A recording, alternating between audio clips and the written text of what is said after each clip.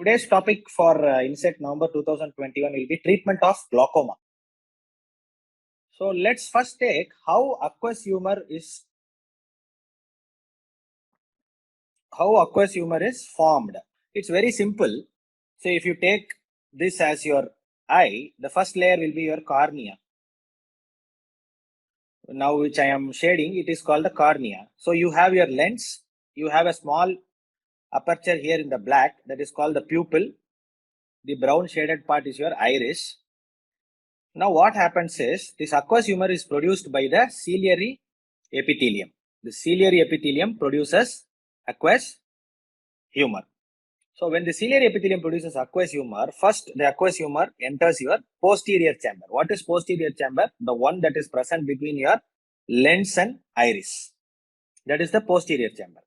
So it enters the posterior chamber, flows through the pupil to enter the anterior chamber, and once it enters the anterior chamber, it flows in the direction of the trabecular meshwork. So the trabecular meshwork is something that I have put it in orange color here. So trabecular meshwork is a fine lacy network of tissue. So this trabecular network will absorb the aqueous humor and again it flows through the canal of Schlemm. What is canal of Schlemm? That is called the ocular angle.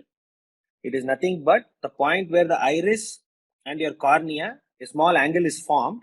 This angle, that's called the ocular angle. So the aqueous humor flows through the ocular angle and it is drained by the episcleral veins. So what is the procedure of formation on the drainage of aqueous humor?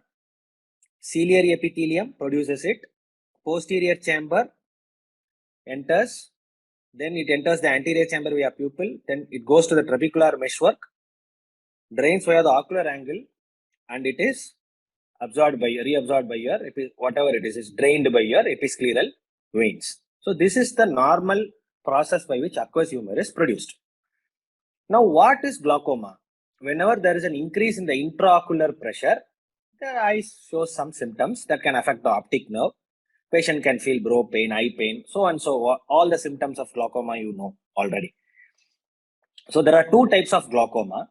One is open angle glaucoma. The other one is angle closure glaucoma. Very simple words. Angle closure. What is the angle I told you? Ocular angle, canal of Schlemm. So if you see this picture, I'll expand you this picture a little more. If you see this picture, there is a closed angle, the angle between the iris contact and the cornea, which is called the canal of Schlemm or the ocular angle. It is narrowed in case of angle closure glaucoma. So what happens if it is narrowed? The aqueous is not drained properly. Simple. Your IOP starts to increase and patient shows symptoms of glaucoma. The another type that is called, so the other one is called as open angle glaucoma. So what happens in open angle glaucoma is very simple. This trabecular meshwork loses its patency. So what do you mean by patency? It is not able to absorb the aqueous humor and not able to drain properly. So once it becomes patulous, the angle between the iris and the cornea, it is widened. So the trabecular meshwork is not able to absorb your aqueous humor. So what happens? The aqueous humor is again not drained properly. Ultimately, it leads to increased IOP. So two things. In open angle glaucoma, trabecular patency is lost, so IOP is increased because of improper drainage. In angle closure glaucoma, the ocular angle is narrowed, so IOP is increased. So these are the types of glaucomas. So the treatment of choice for angle closure glaucoma is iridotomy or iridotomy. That is one of the questions if they ask. If they ask you, how can you treat an emergency situation with patient with angle closure glaucoma? Then your answer should be using mannitol or acetozolamide can also be used to emergency management of IOP in case of angle closure glaucoma. For open angle glaucoma, we have drug treatment. So now let's see the treatment of glaucoma. There are two ways you can control open angle glaucoma. What is that? One is you can reduce the secretion of aqueous humor because aqueous humor is increased, the IOP gets increased. Or you can increase the aqueous outflow. How can you increase the aqueous outflow? Either by increasing trabecular outflow or by increasing uveoscleral outflow. Two ways you can increase it. For angle closure, as I said, emergency, decrease the IOP with treatment using mannitol or acetosolamide. For definite treatment of choices, iridotomy, surgeries. Now going to drugs in glaucoma. Let me just expand it a little bit. So first, there are two methods. One is decrease the secretion of aqueous. Second is increase the aqueous outflow. For decreasing the secretion, we have three different types of drugs. First one is beta blockers. Second one is alpha-2 agonists. And third is CA inhibitors. So where is the concept of alpha and beta receptors come in the eye? The alpha and beta receptors are situated in the ciliary epithelium. So what does it do? Alpha-2 is concerned with vasoconstriction. Alpha-2 is concerned with vasoconstriction. Beta-2 is concerned with vasodilation. So the receptors action in eyes are what? Alpha-2 for vasoconstriction and beta-2 for vasodilation. Already the secretion of aqueous is more. How can you reduce it? By vasoconstriction.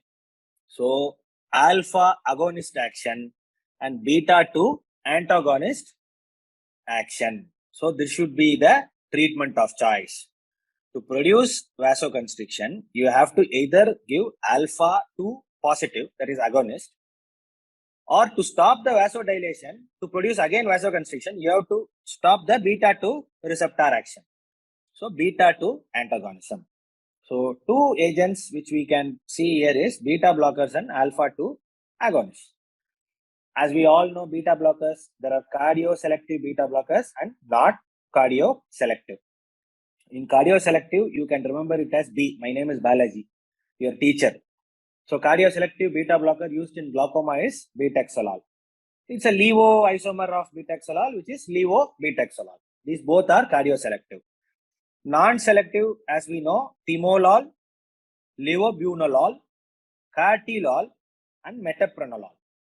There are four drugs in non-selective: timolol, levobunolol, cartilol, and metoprolol.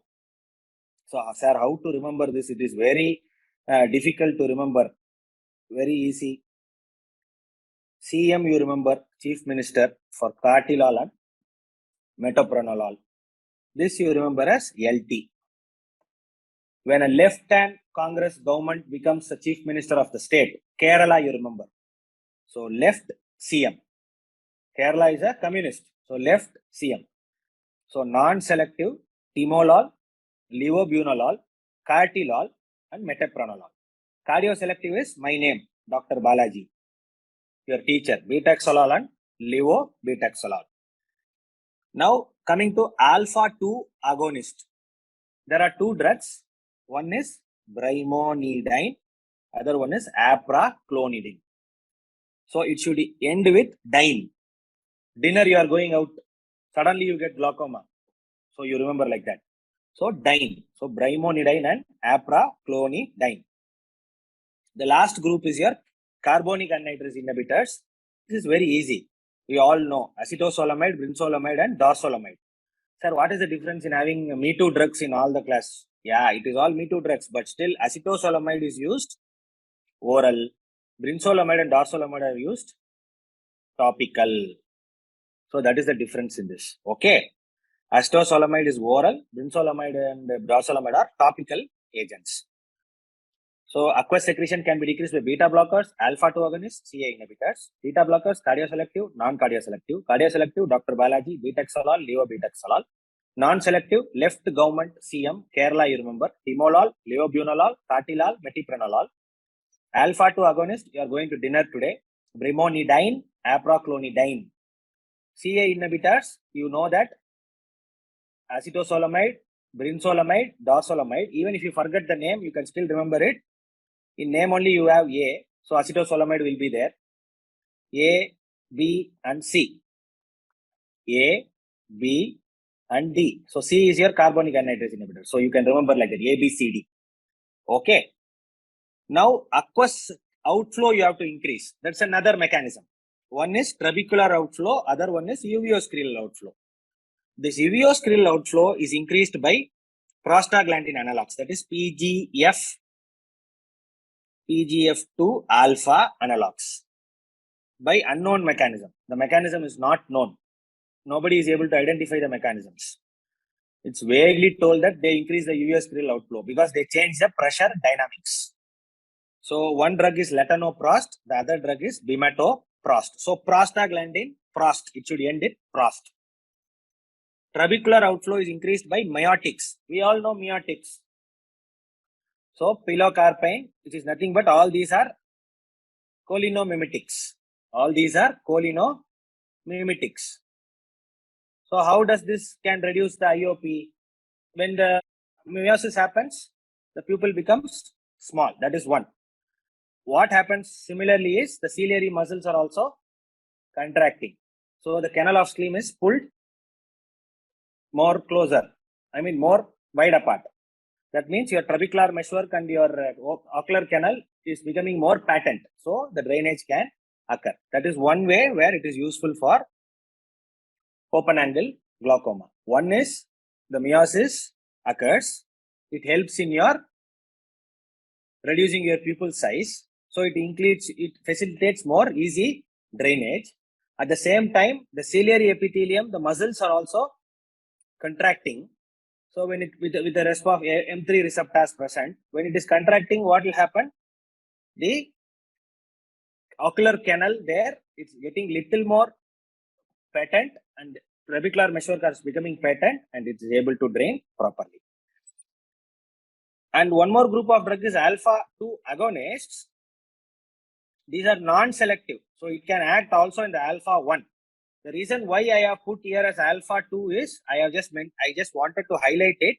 These are selective alpha-2 agonists, brimonidine and apraclonine. These are non-selective. There is some action in the alpha-1 as well. Epinephrine, even it can act in the beta also. So, two drugs, alpha-2 and alpha-2 agonist, that is epinephrine and dipivefrine. Dipivefrine. There are two drugs in this, dipivefrine and epinephrine.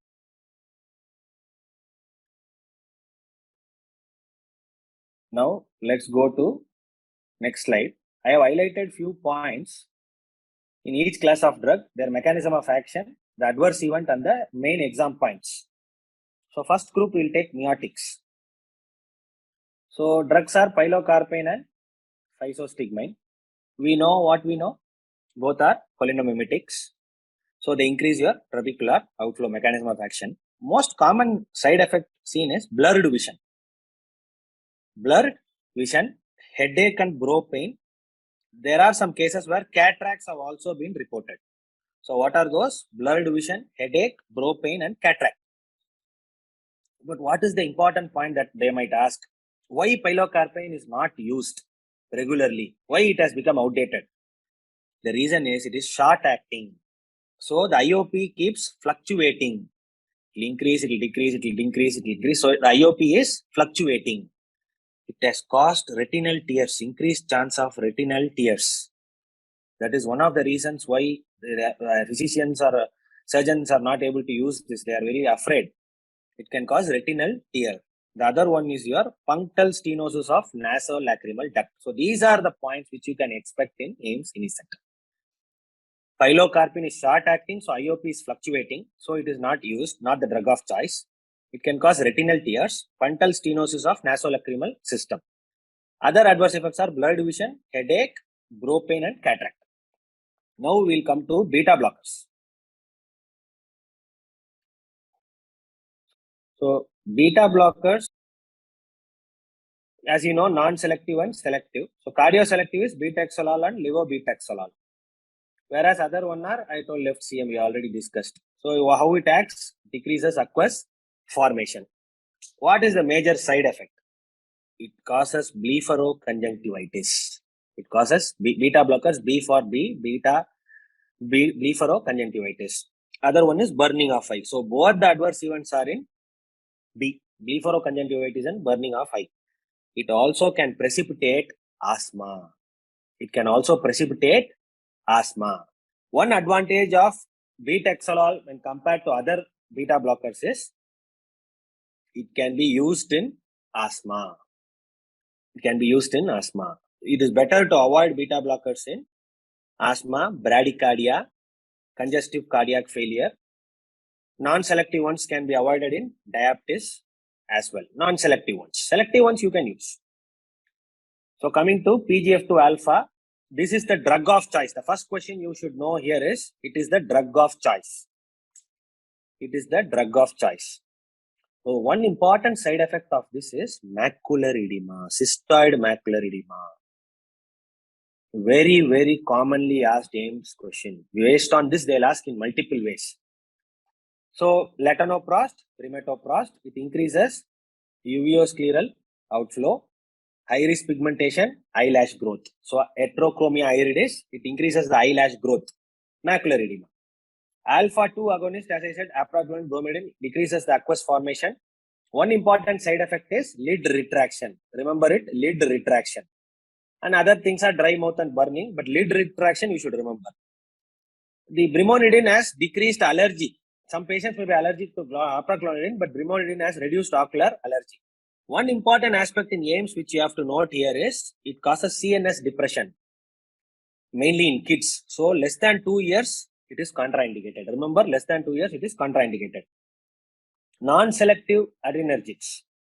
Two things I told, dipivefrin and epinephrine. It increases trabecular flow also, reduces uveoscleral flow also, decreases secretion. So all three actions for non-selective alpha agonists.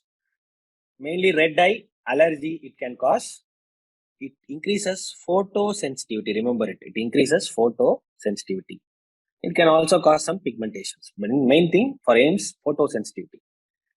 Carbonic anhydrase inhibitors, dorzolamide, brinzolamide, acetozolamide, oral, both are drops, decreases aqueous formation. One important AIIMS point here is edema of cornea. Corneal edema is known to occur with CA inhibitors. Another latest point which now they are trending in the AIIMS ophthalmology department is they have done some studies to see that it increases the retinal blood flow. It increases the retinal blood flow. So they might ask you, a patient with so-and-so retinal condition, the blood flow is affected, can carbonic anhydrase be given? Or in a patient with glaucoma where retinal ganglion cells are affected, can this be given to increase retinal blood flow? So based on that, you can answer that question. Coming to the last topic, this is a new drugs in glaucoma. The first is latanoprostene bunod. It is the same prostaglandin like latanoprost, but it is added thing that is called as bunod, which is nothing but it is in the drug name only, bunod, NO. So it has nitric oxide, PGF2 alpha plus nitric oxide. So nitric oxide, we know it is vasodilatory. It can relax cells. So it relaxes the cells in the drainage angle. So faster drainage. The second group of drug is nitarsudil. It is nitarsudil. It is nothing but Rho kinase inhibitor. We know one Rho kinase inhibitor that is called Fasudil. That is used in where? In cardiovascular system for angina. But this Rho kinase inhibitor, that is Fasudil, this is nitarsudil. We use it for stabilizing the cytoskeleton. So what it does, it reduces the resistance to the drainage. So it increases the drainage, Rho kinase inhibitor, Rho proteins. Okay. It also helps in survival of retinal ganglion cells. So those patients who has come with ganglion cells damage after glaucoma, this drug can be useful. Let's see, 25% of retinal ganglion cells are damaged. The doctor is expecting 100% damage. So you can use this to stop the damage, survival of retinal ganglion cells. So this also has multimodular action. It decreases uveoscleral outflow also. So what are the two drugs? Latanoprostene bunod, which has latanoprost plus nitric oxide, direct action in trabecular network, relaxes the cells. Other one is Rho kinase inhibitor, nitarsudil, resistance to drainage, intratrabecular cytoskeleton, survival of retinal ganglion cells. It is helpful, decreases uveoscleral outflow also. One important point here is with Rho kinase inhibitor, you can expect corneal damage, slight damage. The another drug that is approved is combination is also approved. The combination is nothing but latanoprost with nitarsudil. There is no NO, only normal latanoprost with nitarsudil combination is also approved. New drug for glaucoma, that is. One more new drug which can ask this time in AIMS, I'm expecting this question. Durista. It is nothing but a bimatoprost implant. What is bimatoprost? Prostaglandin implant that is kept in the eye for 6 months. So that can help in reducing the glaucoma, maintain the IOP. That is called Durista. It is nothing but an implant, biodegradable implant. The last drug that has been recently approved is also travoprost. Similarly, a prostaglandin. One more drug that is approved is Cymbrisa. Cymbrisa. What is that? Cymbrisa. N I have left it. Cymbrisa is nothing but brimonidine plus bimatoprost. Combination of CA. Anhydrase, carbonic anhydrase inhibitor plus prostaglandin. So 5 drugs, latanoprost and bunod with NO, netarsudil, rokinase inhibitor, combination of latanoprost and netarsudil, Durista, bimatoprost implant, it is for 6 months, it can be kept, travoprost and Cymbrisa, which is nothing but combination of brimonidine and bimatoprost. So the question of the day. A patient presents with diabetic macular edema. Remember this, diabetic macular edema is also called as cystoid macular edema. With glaucoma. So the patient is a diabetic, glaucoma, retina is damaged. Which of the following should be avoided for this patient? Now, let's see. Beta blockers, selective beta blockers can be used in diabetes, no problem. Acetozolamide can be used, there is no action because acetozolamide mainly reduces your sodium bicarbonate formation in the aqueous humor. So that is why it is reducing the secretion of aqueous humor. So it is nothing got to do with diabetes. Alpha agonist has no action on diabetes. No problem. Prostaglandin analogs, PGF2 alpha, cannot be given in diabetics with edema because it is already known to cause cystoid macular edema. So this is really a good question. Everybody will put beta blockers because it can be avoided in diabetes because hypoglycemia will not be known. So all those things will be there. But selective beta blockers, betaxolol can be used, but prostaglandin analogs is strictly contraindicated. This may be a relative contraindication. Since they have not mentioned it, we should not go for that. This is prostaglandin analogs. It causes cystoid macular edema, so it has to be avoided. So that's it for today's class. I think you enjoyed the topic because lot of facts I have told you with new drugs. Nobody till date in any of the institutes have told these newer drugs for glaucoma. They keep repeating the old topics only again and again, but this is something new for you. I am expecting one question from glaucoma this time, which you will answer. Thank you very much. Best training, peaceful environment, PG medical entrance exam preparation were my expectations. I got them at Speed Medical Village in Kanchipuram. Today, I am a PG topper. Speed Medical Village, a unique eco-friendly campus dedicated for PG preparation. Speed Medical Institute, a complete solution for medical education.